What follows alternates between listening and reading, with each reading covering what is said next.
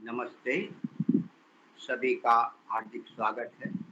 वैदिक प्रज्ञा व्याख्यान माला ऑनलाइन समूह में एक भजन मैं ले लेता हूँ। बरसा दाता सुख बरसा, आंगन आंगन सुख बरसा। बरसा दाता सुख बरसा, आंगन आंगन सुख बरसा। चुन चुन कांटे नफरत के, अमन के फूल खिला। चुन चुन कांटे नफरत के, प्यार अमन के फूल खिला। तन से कोई है दुखी, मन से कोई है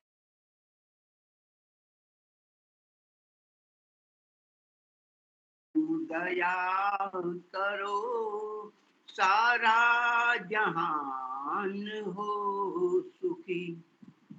हर पल मांगू यही दुआ, आंगन आंगन सुख बरसा।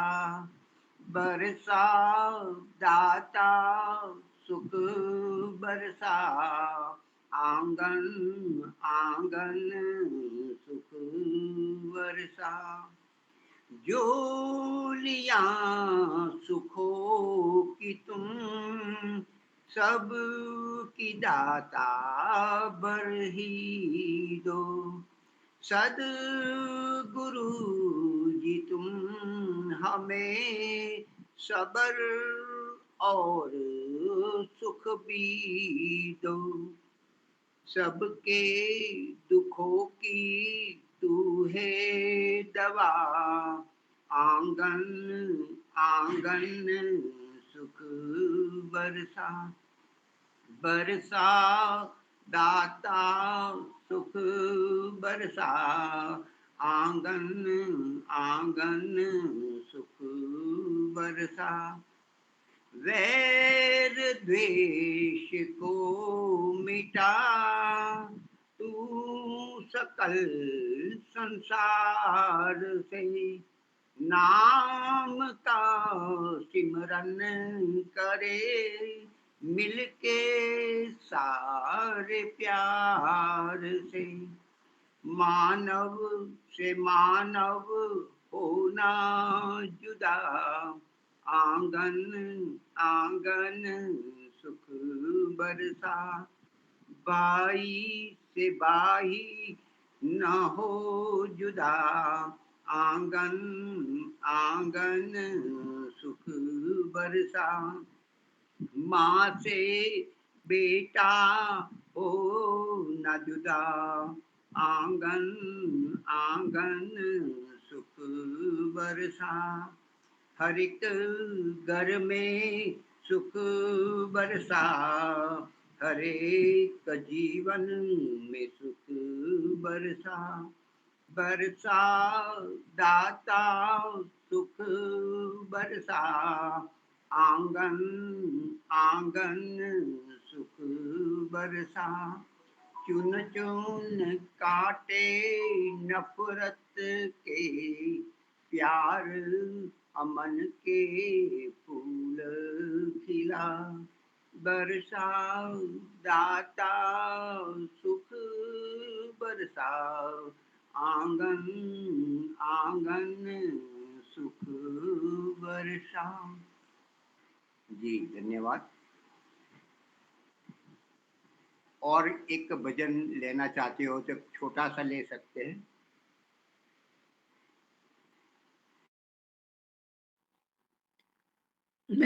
मैं लूँगा, मैं लूँ मुनि जी। अभी तो 10 लगभग। यह दुनिया अरे पगले एक ओम कहानी है, अपना न यहाँ कोई, हर चीज बेरानी है। यह दुनिया रे पगले, एक ओम कहानी है, अपना न यहाँ कोई, हर चीज बेगानी है।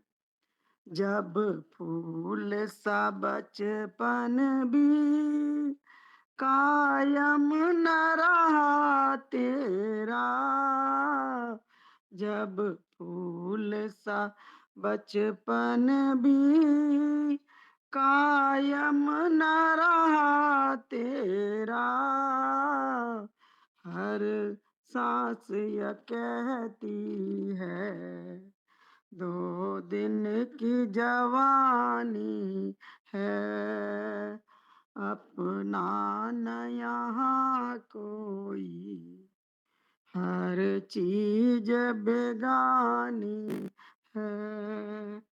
श्री कृष्ण से तेजस्वी, अर्जुन से धनुर्धारी,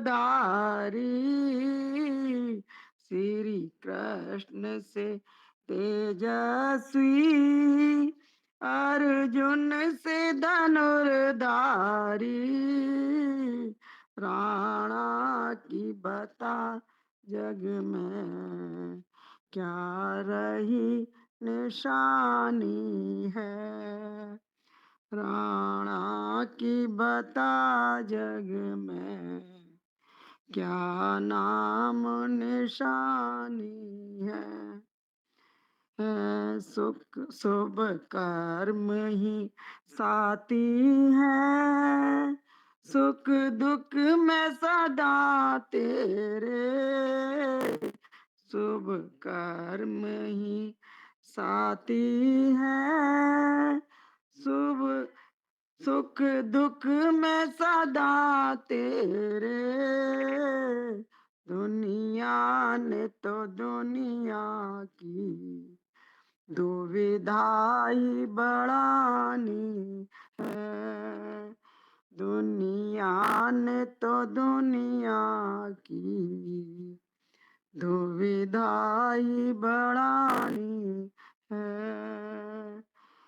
प्रभु नाम की शरण तुले, अमृत की सच्चाई से, प्रभु नाम की शरण तुले, अमृत की सच्चाई से, जीवन की अगर नौका उस पार लगानी है, जीवन की अगर नैया उस पार लगानी है। यह दुनिया अरे पगले, एक ओम कहानी है, अपना न यहाँ कोई, हर चीज बेगानी है, हर चीज बेगानी है। नमस्ते सभी को, बहुत बहुत धन्यवाद समय देने के लिए। बहुत ही सुंदर। आज आज के हमारे वक्ता है आचार्य योगेश वैदिक, जो यहाँ लाखोड़ा दर्शन योग धाम में पधारे हुए हैं। उनके सामने ही मैं हूँ, तो मैं उनको अपना ही फोन और स्टैंड देता हूँ, मेरे फोन से ही वो कर लेंगे। तो मैं उनको निमंत्रित करता हूँ, उनको मैं अपना देता हूँ।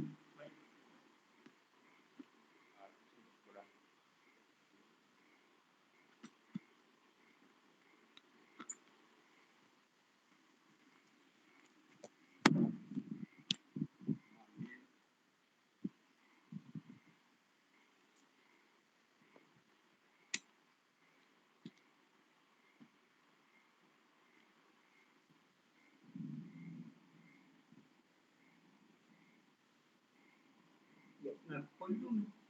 हाँ, ये वही आ गया ना। अच्छा, ये तो मेरा ही है, मुझे भूल गया अपना वीडियो बताना। वीडियो तो खोलिए। कैसे हैं आप सब? आचार्य जी नमस्ते। नमस्ते नमस्ते नमस्ते जी। लंबे समय बाद सबसे मिलना हो रहा है। बहुत बढ़िया। बीच बीच में आ जाया करिए ना। हाँ जी, बीच बीच में आ जाया करिए हमारे चैनल पे भी। हाँ ये बात भी ठीक है। बीच बीच में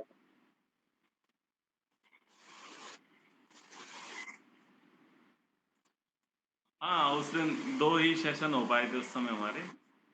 कोई बात नहीं, बहुत बढ़िया। तो चलिए आरंभ करते हैं। ठीक है, एक बार नमस्ते नमस्ते नमस्ते नमस्ते बेटा, नमस्ते। ओ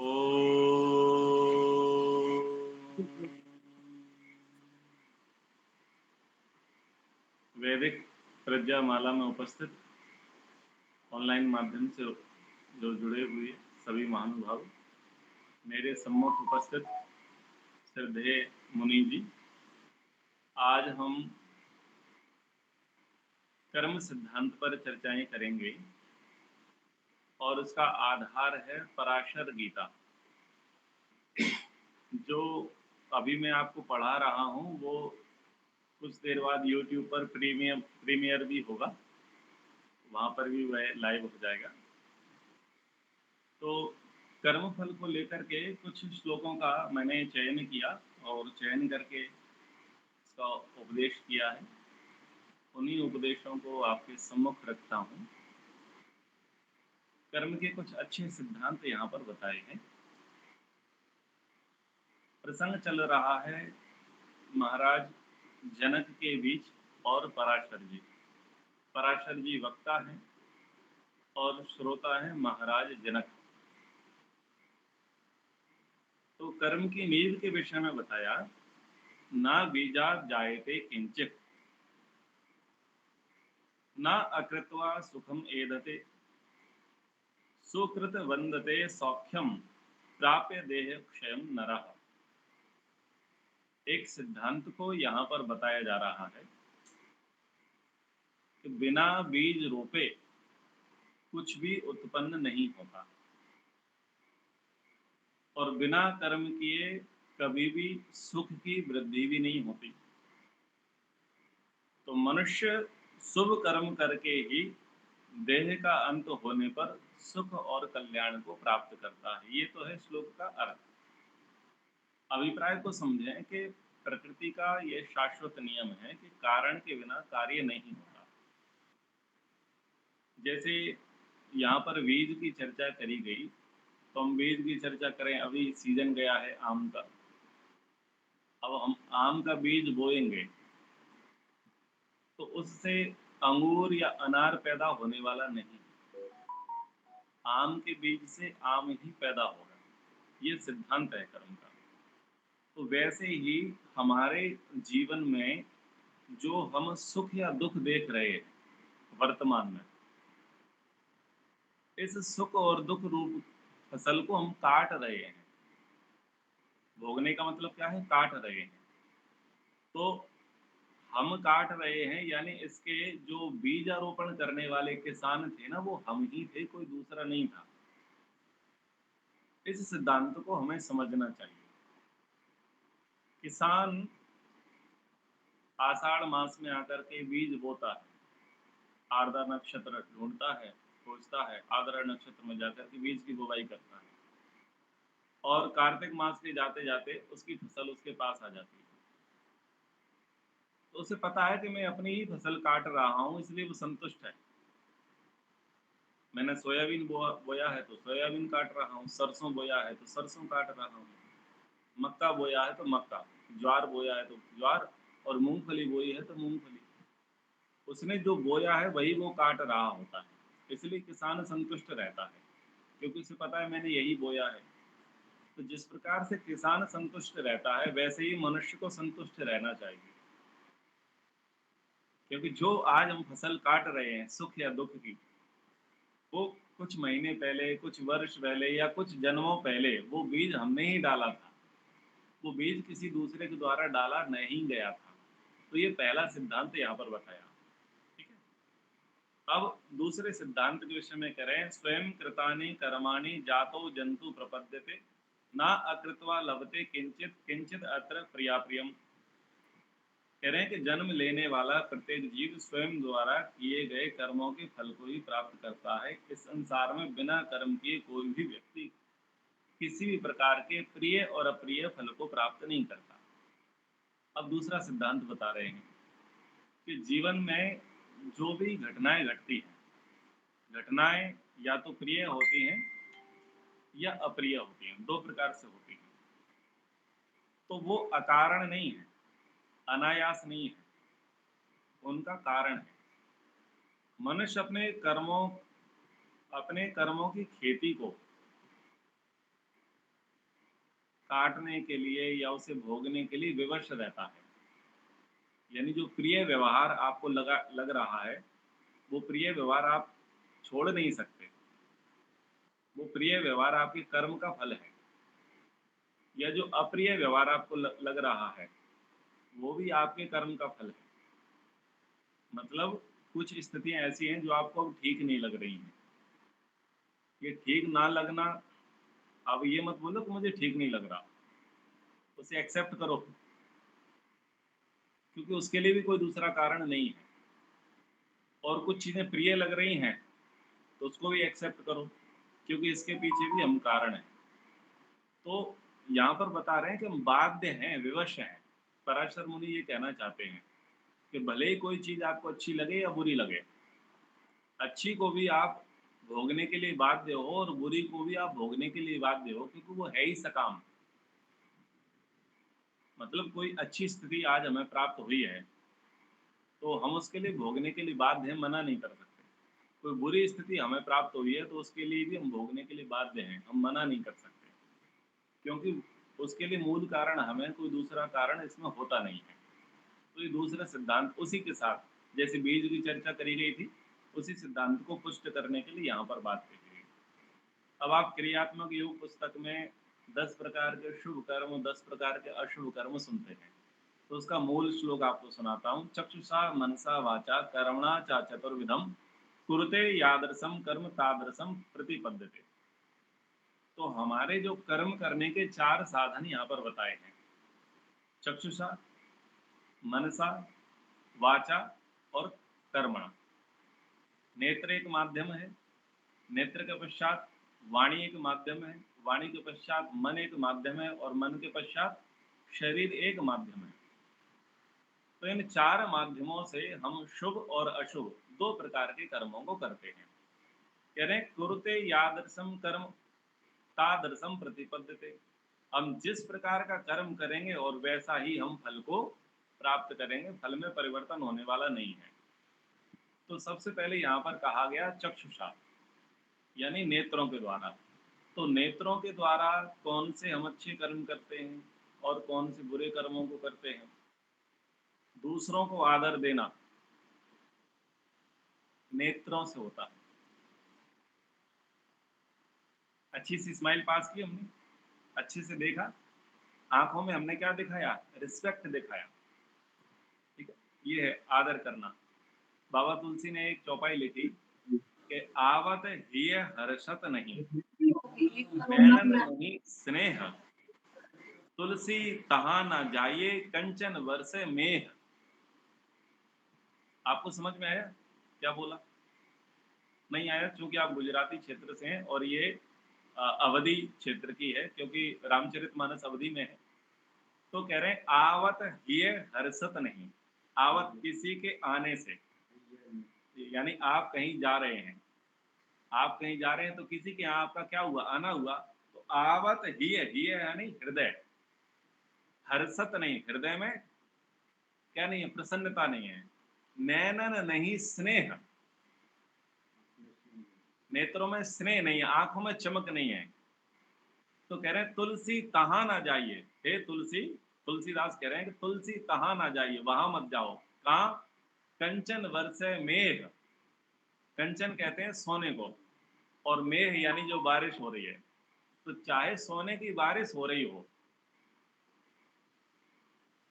जिस घर में आपका सम्मान नहीं है, जो लोग आपको देख करके प्रसन्न नहीं है, जिनकी आंखों में आपको देख करके स्नेह उमड़ता नहीं है, खुशी के आंसू जिनके भीतर नहीं आते, चाहे ऐसे परिवार में, ऐसे स्थान में, ऐसे देश में सोना बरस रहा हो, मत जाओ। इस सिद्धांत को कह रहे हैं। तो यहाँ पर कहा दूसरों को आदर देना। आदर हम कैसे देंगे? सबसे पहला आदर होता है आंखों से ही। जब हम बहुत दूर होते हैं, कोई सड़क के उस पार होता है, हम सड़क के इस पार होते हैं, तो हमारे नेत्र बता देते हैं कि हम उसका आदर कर रहे हैं या निरादर कर रहे हैं। तो ये है हमारे चक्षु से क्या है, एक शुभ कर्म है। फिर करुणा की दृष्टि से देखना। जो लोग हमें छोटे दिखाई देते हैं ना, या जो अच्छे लोग दिखाई देते हैं, तो उनकी तरफ दृष्टि कौन सी होगी? हमारी करुणा की। हमारी दृष्टि घृणा की नहीं होगी। तो करुणा की दृष्टि रखना, ये भी क्या है? हमारा शुभ कर्म है। फिर प्रकृति की सुंदरता को निहारो। इस सुंदरता को देख करके इसके कर्ता के गुणगान गाओ। रचना को देख करके रचनाकार के गुणगान गाओ। तो रचनाकार के गुणगान कैसे गाएंगे? जब रचना को देखेंगे। तो परमात्मा ने इतना अजब संसार बनाया है, उस कृति को देखो, देख करके रचनाकार का गुणगान करो। तो इसका कारण कौन बना है? इसमें नेत्र कारण बनते हैं, नेत्रों से हम देखते हैं।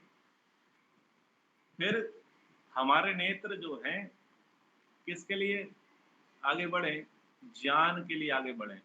हमारे नेत्र सकारात्मकता के लिए आगे बढ़े। हमारे नेत्र प्रेरणादायक चीजों के लिए आगे बढ़े। मतलब हमारा जो देखना है वो कैसा? भद्रम पश्येमाक्षवीरि जत्राः। वेद में हम पढ़ते हैं ना कि हमें देखना भी है तो कैसा देखना? भद्र देखना है, कल्याणकारी देखना है, मंगलकारी देखना है। तो ऐसी चीज देखो जो हमारा ज्ञान बढ़ाए। ऐसी चीजें देखो जो हमें पॉजिटिव, हमारे अंदर पॉजिटिविटी लेकर के आए, सकारात्मकता लेकर के आए। ऐसी चीजें देखो जो हमें प्रेरणा देवे। तो नेगेटिविटी वाली चीजें हमको नहीं देखनी है। तो ये है नेत्र के शुभ कर्म। और नेत्र का शुभ कर्म क्या है? किसी को ईर्ष्या की दृष्टि से देखना, ये नेत्र का शुभ कर्म है। आंखों में क्रोध भर के लेके आना, ये नेत्र का अशुभ कर्म है। किसी के प्रति काम वासना विकार का भाव लेकर के आना, आंखों में लगता है ना कि भाई ये तो व्यक्ति व्यभिचारी टाइप का है, तो वो भाव भी आंखों से लेकर के जो आते हैं, यानी गंदी नजर से देखना, ये क्या है? नेत्र का अशुभ कर्म है। फिर है दूसरों के दोष देखना।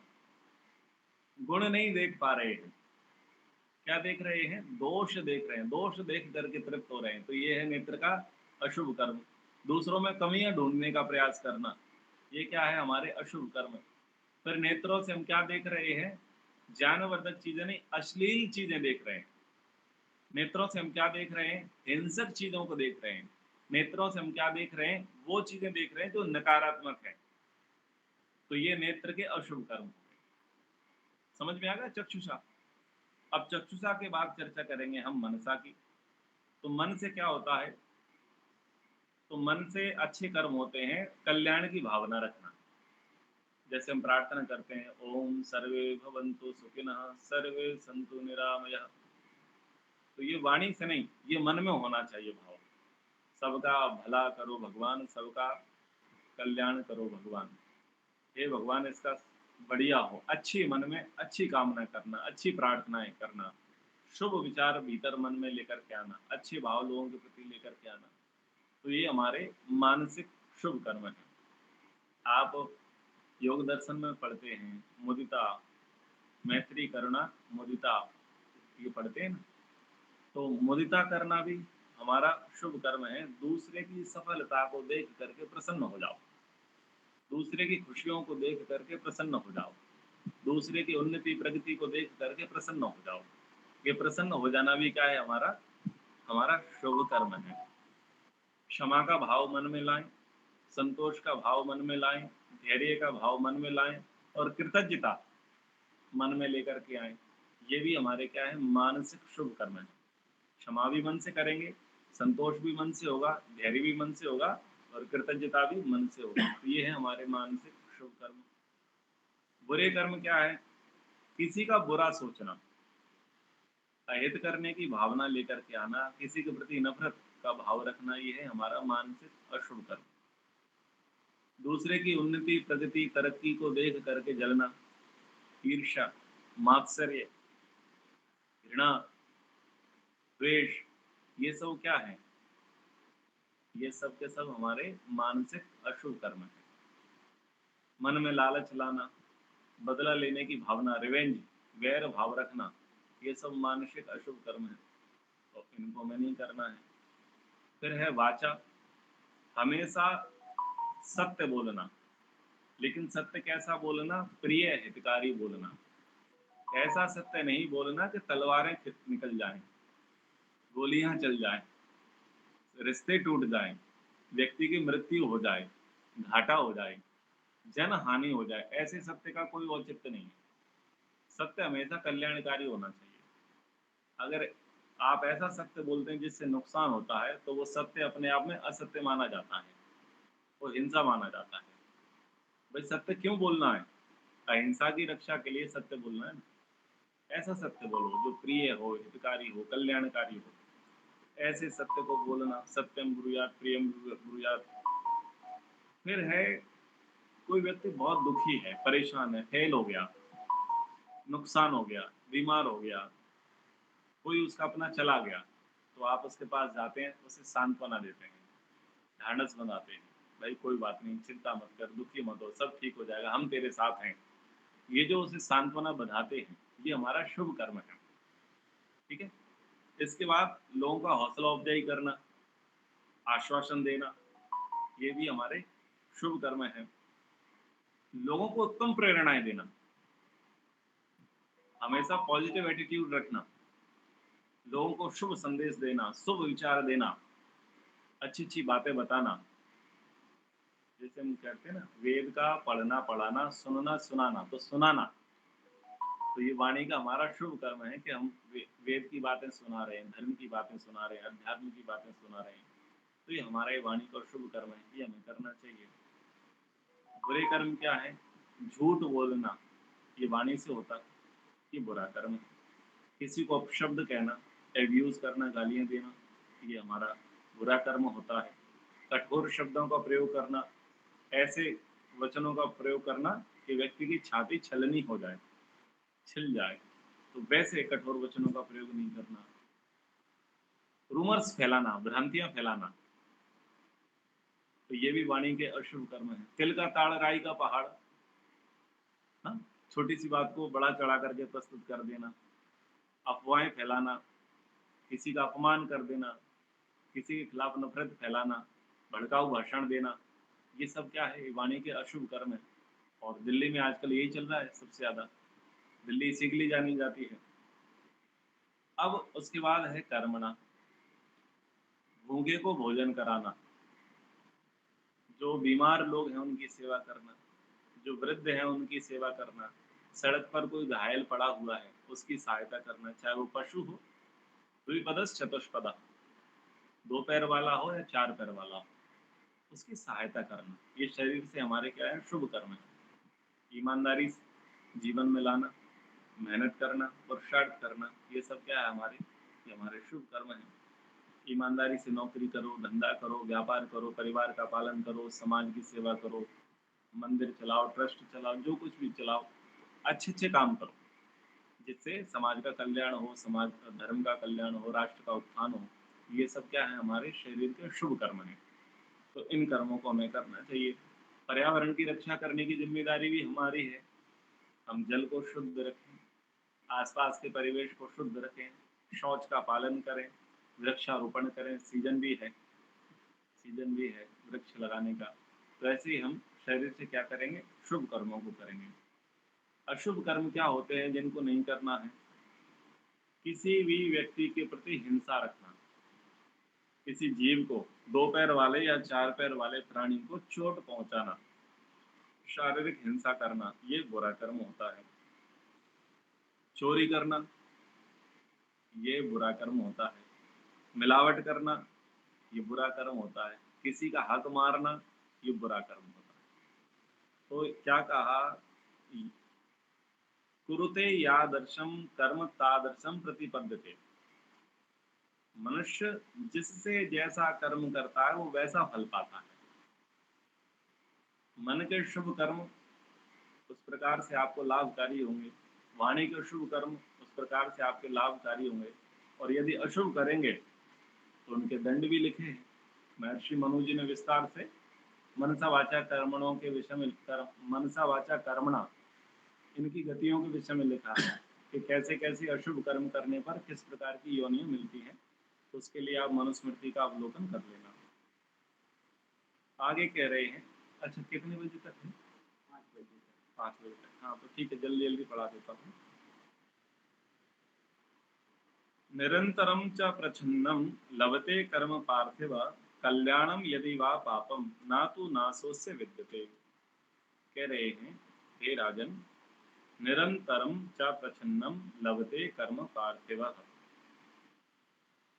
मनुष्य निरंतर और छिपकर गुप्त रूप से भी जो कर्म करता है उसका फल पाता है। वह कर्म चाहे कल्याणकारी हो या पाप में, उस कर्म का विनाश कभी नहीं होता। तो यहाँ पर कह रहे हैं कि अगर कोई व्यक्ति अंधेरे में, अकेले में या समाज से छिप करके कोई भी पाप कर्म करता है या पुण्य कर्म करता है तो वह कर्म चक्र की दृष्टि से बचता नहीं है। ईश्वर को क्या कहा गया है? कर्माध्यक्ष कहा गया है। अब वो अध्यक्ष है, हम उसकी सभा में बैठे हैं, तो अंतिम वर्डिक्ट किसकी होती है? अध्यक्षीय भाषण कब होता है? अंत में होता है। तो आपको जितनी क्रियाएं करनी है कर लो। आपको लगता है कि आप अकेले में कर रहे हो, छुप करके कर रहे हो, अंधेरे में कर रहे हो, ये आपको लगता मात्र है, लेकिन जो अध्यक्ष है ना, उसकी सभा में ये हो रहा है, उसे सब पता है। तो आखिरी में वो बोलेगा, फाइनल वर्डिक्ट सभाध्यक्ष की होगी, ठीक है? तो वो बोलेगा, तो उससे आप बच नहीं सकते, उससे आप बच नहीं सकते। वो किस्सा आपने खूब सुना होगा कि एक बालक ने कहा कि मुझे चिड़िया को मारना है। तो कहा कि मारना है तो ऐसे स्थान पर ले जाकर के मारो तो कोई तुम्हें देखे नहीं, ठीक है ना? एक किस्सा आपने सुना होगा, ठीक है? उसकी आवृत्ति नहीं करते, अंत में बता ही देते हैं, छेड़ दिया है तो। आखिरी में वो अंधेरे में चला जाता है, बोले यहाँ तो मुझे कोई नहीं देख रहा और ये चिड़िया भी मुझे नहीं देख रही, लेकिन उसको ये तो समझ में आया मैं तो खुद को देख रहा हूँ। तो ऐसा कोई स्थान नहीं होता जहाँ पर हमें कोई देखने वाला नहीं होता। हम दुनिया की नज़रों से छुप सकते हैं, खुद की नज़रों से कहाँ छुपेंगे? खुद तो देख रहे हैं ना। तो ऐसे ही जो कर्म का चक्र है उससे हम बच नहीं सकते, चाहे प्रकट रूप में करेंगे या अप्रकट रूप में करेंगे, कर्मों का फल तो हमें भोगना ही पड़ता है। प्रकट हो जाते हैं तो थोड़े बहुत सुधर जाते हैं, पर अप्रकट होते हैं तो गुपचुप रूप से करते रहते हैं, धांधली करते रहते हैं, घोटाले करते रहते हैं। वो कभी स्कैम बड़ा निकल करके आता है, तब जाकर के पर्दाफाश होता है और फिर नजरें धरती में गड़ जाती हैं, ये हालत होती है। तो अच्छी बात तो ये है कि व्यक्ति कर्म करे और उसे छुपने का अवसर ही ना मिले। जो लोग ये कहते हैं ना कि हम ताश खेलते हैं पर आज तक हम ताश में जीते नहीं, जो ये कहते हैं कि साहब हमने चोरी करने का प्रयास किया लेकिन आज भी तक चोरी में सफल नहीं हुए, हमने झूठ बोलने का प्रयास किया तो हमारे चेहरे पर वो झूठ साफ दिख गया, हमारा झूठ पकड़ा गया। जो कहते हैं कि हम तो अनलकी हैं, ना तो हमारा कोई नंबर लगता, ना हमारी कोई लॉटरी लगती, ना हमारा कोई टिकट निकल करके आता, उन पर भगवान की बड़ी कृपा है, ठीक है? बड़ी कृपा है वो, क्योंकि वो कर्म करते हैं और तुरंत प्रकट हो जाता है। यानी उनको कुछ विशेष काम करना है, अगर वो प्रकट ना हो उनका तो फिर क्या होगा? वो गड़ जाएंगे। जैसे 1992 का स्कैम हुआ, अब्दुल करीम तेलगी का स्कैम इन्होंने स्कैम किया, और फिर एक गुजराती व्यक्ति था शेयर मार्केट वाला, उसने स्कैम किया। हमने बहुत सारी फिल्में देखी है ना, तो अंदर ही अंदर स्कैम करते रहते हैं। टी राजा ने घोटाला किया, ए राजा ने घोटाला किया, 2G स्पेक्ट्रम घोटाले हुए, अब अंदर ही अंदर घोटाले हो रहे हैं। कई वर्षों बाद पता चला लालू महाराज चारा खा गए, भैंस को खाना था, लालू महाराज खा गए, ठीक है। तो तो वो चीजें जघन्य होती हैं, खतरनाक होती हैं। तो वो व्यक्ति अपने आप को भाग्यशाली माने कि वो झूठ बोलना चाह रहा था पर उसका झूठ चला नहीं। वो चोरी करना चाह रहा था, उसकी चोरी चली नहीं। वो लॉटरी में, सट्टे में अपने आप को आजमाना चाह रहा था, वो फेल हो गया। वो अपने आप को अनलकी न माने, वो अपने आप को सौभाग्यशाली माने कि वो अधर्म के मार्ग में उसने प्रवेश किया और वो तुरंत पकड़ा गया। यानी उससे बड़ा काम करना है। देखो, महाभारत में युधिष्ठिर जो थे, ये जुए में रुचि तो रखते थे पर खिलाड़ी नहीं थे, और खिलाड़ी ना होने के कारण से ये जुए की निंदा करते थे। और जुए को प्रिय कौन मानता था? जो जीतता था। और जीतने वाले कौन थे? दुशासन थे, दुर्योधन थे, शकुनी थे। और शकुनी तो उसमें सरदार था, मास्टर था। तो ये लोग जीतते थे, इसलिए उनकी रुचि उसमें थी। और युधिष्ठिर मामा के साथ खेला कई बार पर कभी जीता नहीं, इसलिए उसने हमेशा जुए की निंदा करी। तो इसमें लाभ ही है, हानि नहीं है। तो ये मैंने बातें कही कि हम चाहे प्रकट रूप में कर्म करें या अप्रकट रूप में कर्म करें, एक न एक दिन वो कर्म हमारे एक्सपोज होते हैं, आते ही हैं। और भले ही संसार में लोगों को ना पता चले, संसार पति को तो पता रहता है, संसार पति को पता रहता है, क्योंकि वो हमारा कर्माध्यक्ष है। नायम परस्य सुकृतम दुष्कृतम चापि सेवते करोति यादृशम कर्म तादृशम प्रतिपद्यते। पौराणिक मान्यता में एक सिद्धांत चलता है कि मेरे करने से आपको हो जाए। जिसे गीत है ना, राम करे ऐसा हो जाए, मेरी निंदिया तो ही मिल जाए, मैं जागूं और तू सो जाए। और चोट तुझे लगती है तो दर्द मुझे होता है, भाई भाई में अक्सर ये होता है। ऐसे ऐसे गीत चले हैं। तो ऐसे ही हमारा एक बहुत प्रसिद्ध पर्व है जो बस अगले महीने यानी 2-3 महीने में आने वाला है, उसका नाम है उल्लू पूजा। उल्लू पूजा यानी करवा चौथ। तो करवा चौथ में क्या होता है कि देवियां व्रत रखती हैं, किसके लिए? पति की लंबी आयु के लिए। तो अब व्रत कौन रख रहा है? देवियां। भूखा कौन रह रही हैं? देवियां। और आयु किसकी बढ़ेगी? देवता जी की। यहाँ सुनिए, नायम परस सुकृतम दुष्कृतम चापि सेवते। यह जीव किसी दूसरे के किए हुए पुण्य या पाप को नहीं भोगता। पराशर मुनि कह रहे हैं, यह स्वयं जैसा कर्म करता है वैसा ही फल पाता है। तो ये भी यहाँ सिद्धांत दिया कर्म का। एक के किए का फल दूसरे को नहीं मिलने वाला, दूसरे के किए कर्म का फल पहले को मिलने वाला नहीं। ये जो होता है ना, वो होता है प्रभाव या परिणाम, फल नहीं होता। पत्नी जो कर्म करेगी उसका फल पत्नी को मिलेगा, पति को नहीं मिलेगा। पत्नी जो कर्म करेगी उसका फल, हाँ, एक्सचेंज नहीं होता। पति के कर्म का फल पत्नी को मिल जाए, पत्नी के कर्म का फल पति को मिल जाए। प्रभाव पड़ता है, परिणाम भी पड़ता है और प्रभाव भी। अब मान लीजिए कोई पत्नी अच्छी है, स्पोर्ट्स में अच्छी है, एजुकेशन में अच्छी है, मैनेजमेंट में अच्छी है, तो अच्छी तो वो है ना, देवी पत्नी अच्छी है, लेकिन सम्मान किसका होगा? पति का सम्मान होगा। बोले इनकी पत्नी बड़ी गुणी है, सुशील है, स्पोर्ट्समैन है, तो काम वो अच्छा कर रही थी, लेकिन प्रशंसा कहीं ना कहीं किनको मिल रही है? पतिदेव को मिल रही है। ऐसे ही मान लीजिए पतिदेव किसी फील्ड में बहुत अच्छे हैं, तो महिला मंडल में पत्नी की बड़ी प्रशंसा होती है, ओहो ये बड़ी लकी हैं, इनके पति तो ऐसे हैं वैसे हैं। तो पति कर रहे हैं, लेकिन कहीं ना कहीं वो अच्छा श्रेय है, शुभ श्रेय है, वो किसको मिल रहा है? पत्नी को मिल रहा है। ठीक इसके विपरीत जब कोई बुरा करता है, इन दो में से एक बुरा करता है, तो उसका प्रभाव भी अपने सहयोगी पर होता है, हमारे हमसे पर, जीवन साथी पर उसका प्रभाव पड़ता है। इसकी पत्नी तो ऐसी थी, इसका पति तो स्कैम करने वाला था, तो दूसरे को वहां पर ताने सुनने को मिलते हैं। तो बुरा कर्म किया है तो उसके सहयोगी को, निकटतम व्यक्ति को क्या पड़ता है? प्रभाव पड़ता है। तो ऐसे ही चाहे माता पिता हो, दो भाई हो, दो मित्र हो, एक कुल खानदान के हो, एक मोहल्ले वाले हो, एक गांव वाले हो, एक जिले एक राज्य वाले हो, जब कोई अच्छा करता है तो अच्छा प्रभाव पड़ता है, अच्छा श्रेय मिलता है। जब कोई बुरा करता है तो बुरा प्रभाव पड़ता है, बुरा श्रेय मिलता है। लेकिन वो कर्म का फल नहीं होता, क्योंकि हमारे उससे संबंध मात्र होते हैं, हमारी आइडेंटिटी उससे जुड़ी होती है। इसके कारण से वो हमें ऐसा लगता है कि भाई इसके कर्मों की सजा हमको मिल रही है, जबकि ऐसा होता नहीं है। जो कर्म करेगा उसी को कर्मों का फल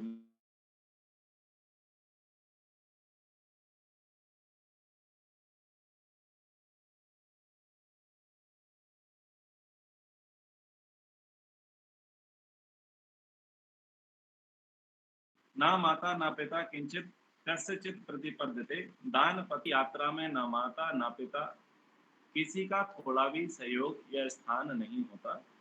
जैसे राहगीर रास्ते के भोजन के सहारे यात्रा करता है, वैसे ही जीव केवल अपने ही कर्म फल रूपी भोजन से तृप्त होता है और वही स्वयं भोगता है। तो यहाँ पर कहा स्वयं कर्म फलम अश्नुते। संसार के सारे रिश्ते नाते केवल इस देह तक हमारे सीमित रहते हैं। मृत्यु के पश्चात जब जीवात्मा आगे की यात्रा करती है, तब केवल उसके द्वारा किए गए जो सत्कर्म हैं या दुष्कर्म हैं, वो सत्कर्म या दुष्कर्म ही उसके साथ जाने वाले होते हैं। जिन लोगों के लिए हम कर रहे होते हैं ना, वो लोग यहीं पर छूट जाते हैं। ठीक है, तो ज्यादातर हम जो कर्म कर रहे होते हैं वो किन को लेकर के कर रहे होते हैं? अपने आसपास के लोगों को देख करके कर्म कर रहे होते हैं, उनकी खुशी के लिए, उनकी प्रसन्नता के लिए कर्म कर रहे होते हैं। वो तो आपके साथ जाने वाले नहीं, वो तो यहीं छूटने वाले हैं। तो जो साथ में जाने वाला है वो वास्तव में साथी यही है, जो साथ में नहीं जाएगा वो बड़ा साथी है। न माता न पिता न पति न पत्नी न पुत्र पुत्री न परिवार, ये तो थोड़ी देर के लिए टाइम पास कर रहे हैं, थोड़ी देर के लिए साथी हैं, और ये छूट जाएंगे। या तो हम इनको छोड़ देंगे अथवा वो हमको छोड़ छोड़ देंगे। लेकिन हमारे साथ कौन रहेगा? छाया के समान। छाया के समान तो हमारे कर्म रहेंगे। तो ऐसा मत कर बैठना कि परिवार के कारण, पद के कारण, प्रतिष्ठा के कारण नित्य को अनित्य से कम आंक लो। समस्या हमारे साथ यही होती। ये पुत्र पुत्री पति पत्नी पद पैसा प्रतिष्ठा ये सब अनित्य पदार्थ हैं। इन अनित्य पदार्थों में हमारी बुद्धि होती है नित्य, और जो नित्य पदार्थ हैं उसकी तो सत्ता को ही स्वीकार करने के लिए तैयार नहीं है। तो यहाँ पराशर मुनि जी कह रहे हैं कि मूर्खता मत देना, ये अनित्य है। अनित्य के कारण नित्य को मत ठुकरा देना। ठीक है, अर्थ यहीं तक है।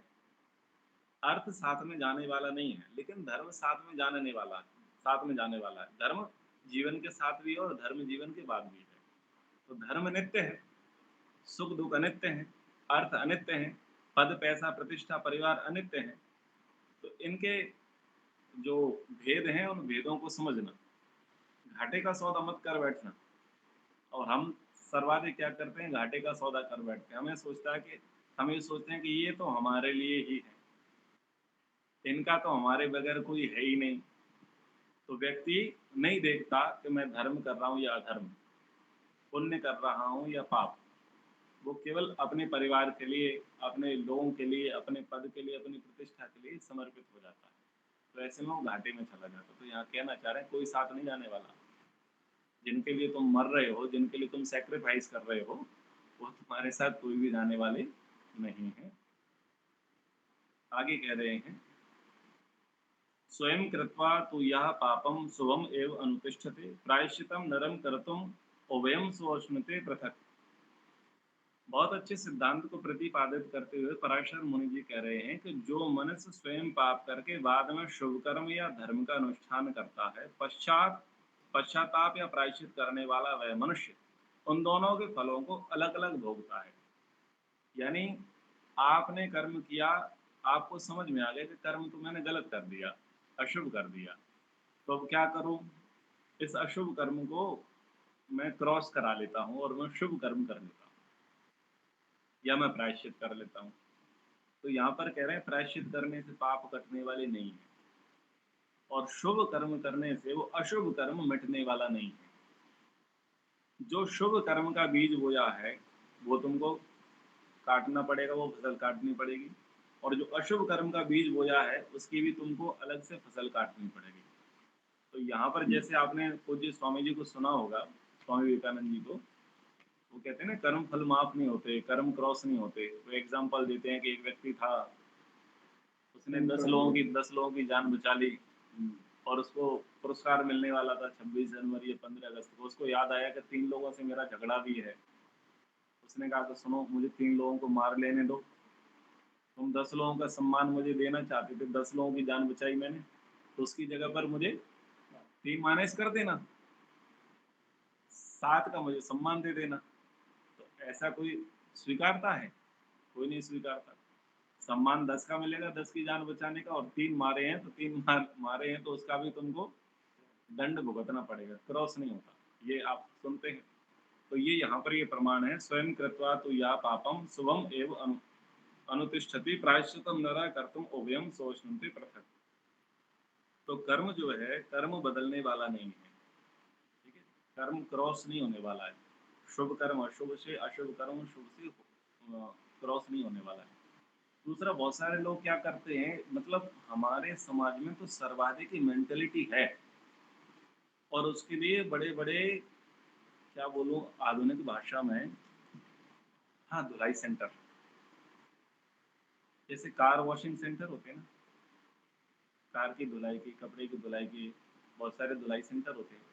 तो हमारे यहाँ पूरे भारत में नहीं, ऑल ओवर द वर्ल्ड धुलाई सेंटर है। चर्च में जाओ, कन्फेस करो, पाप माफ। मस्जिद में जाओ, मौलवी बैठे होंगे, खुदा से आप क्या करो, एक शब्द का प्रयोग करते हैं वो, तौबा, अल्लाह से तौबा करो, सारे पाप माफ। फिर हमारे यहाँ बैतरणी नदी में तर जाओ, सारे पाप माफ।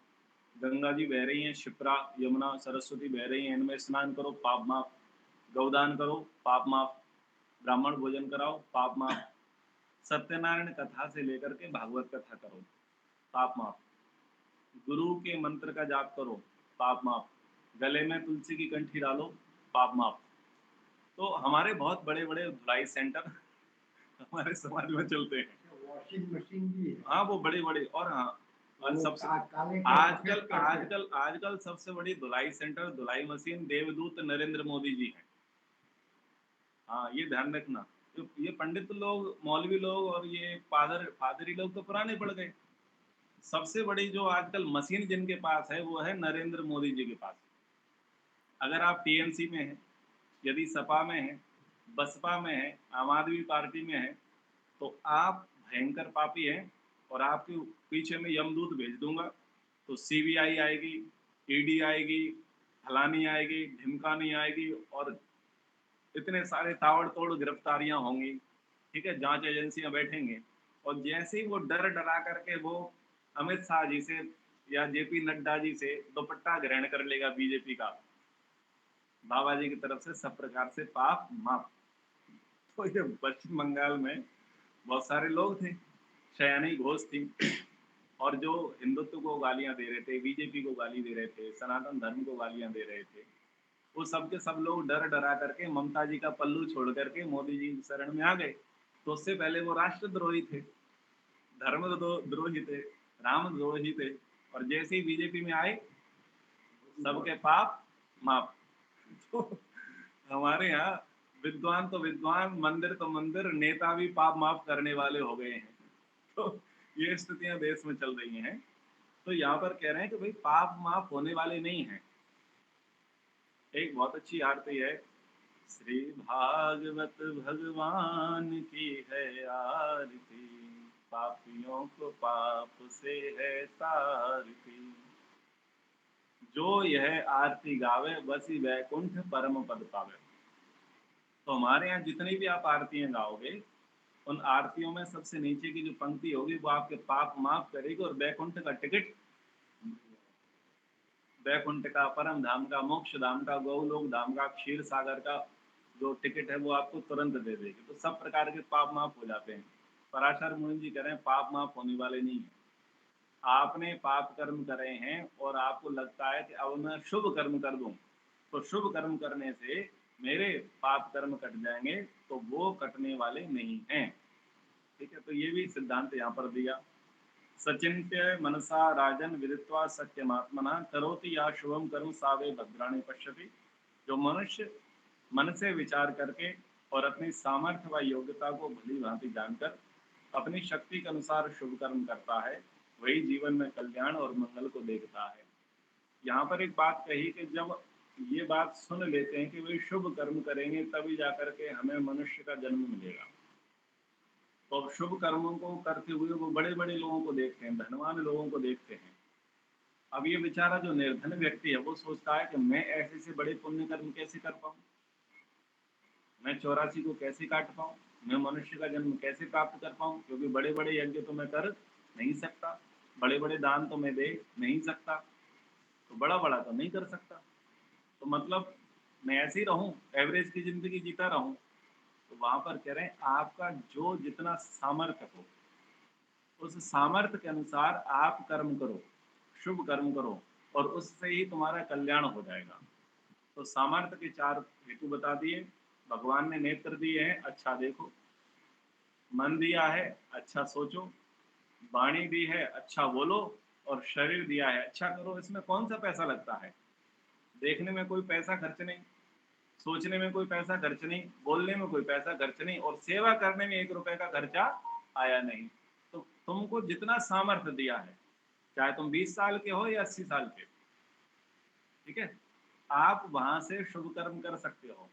चाहे आप दौड़ लगाने वाले हो या व्हील चेयर पर बैठे हो और वेंटिलेटर पर लेटे हो, अपनी आत्मा को गिराने की जरूरत नहीं है। हर व्यक्ति हर पोजीशन में जो है वो वहां शुभ कर्म कर सकता है, बस इच्छा शक्ति की आवश्यकता है। व्हील चेयर पर बैठा हुआ व्यक्ति भी शुभ कर्म कर सकता है, वेंटिलेटर पर लेटा हुआ व्यक्ति भी शुभ कर्म कर सकता है, इवन उसको ऑक्सीजन मास्क लगाए ना वो भी शुभ कर्म कर सकता है। भगवान ने उसको मन दिया है, वो वेंटिलेटर पर लेटा हुआ भी अच्छी बातें सोच सकता है, अच्छी कामनाएं कर सकता है, अच्छी प्रार्थनाएं कर सकता है। तो जिसका जैसा जैसा सामर्थ्य है वो सामर्थ्य के अनुसार वह काम करने का प्रयास करे। तो संक्षिप्त यहाँ पर पराशर मुनि जी के द्वारा महाराज जनक को जो उपदेश दिए गए थे उनमें से कुछ कर्मफल सिद्धांत से संबंधित बातों को मैंने आपके सामने रखा। आपने शांति से सुना। हालांकि आप सबको ये कर्मफल के विषय में अच्छे से पता है, बस आपकी आवृत्ति हो गई है। आपने बड़े प्रेम से सुना, आप सबका धन्यवाद। ठीक है।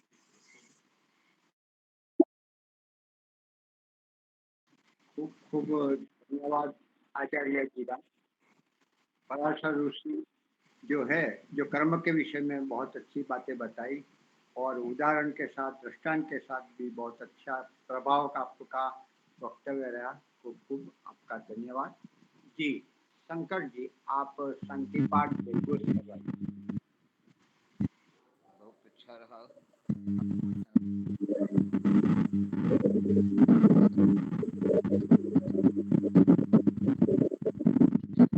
आवाज नहीं आ रही। आवाज नहीं जा रही है? आवाज गई? अभी आवाज अब आ रही है, आ रही है, अब आ रही है।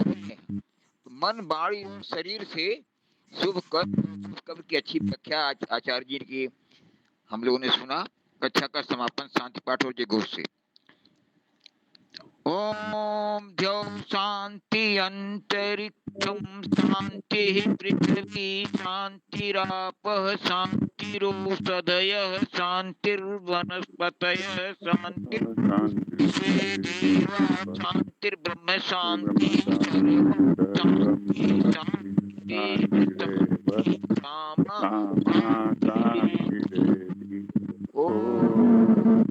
शांति